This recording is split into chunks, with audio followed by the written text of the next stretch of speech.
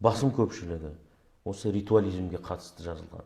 Отбасы тәрбиесі бар ішінде, бір-екі кітап басқа тақырыптарға жазылғандары бар, бірақ көпшілігі осы ритуалдық санаға қатысты жазылған. Сондықтан Қазақстандағы қазіргі енді зерттеу жүргізетін болсаңыздар, жалпы сананың, діндар сананың көп ауқымын ритуализм басып алған.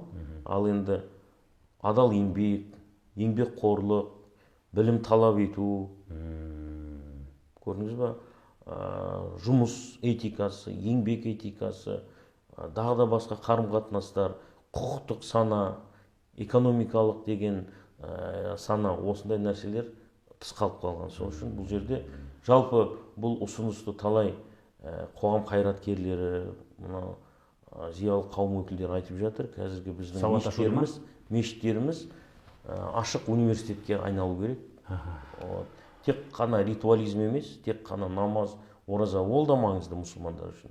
Бірақ одан басқа құқықтық этиканы қалыптастыру, еңбекқорлық, білім талап ету, конституциялық патриотизм дейміз, осындай құндылықтарды да көбірек насихаттау керек деп есептейміз.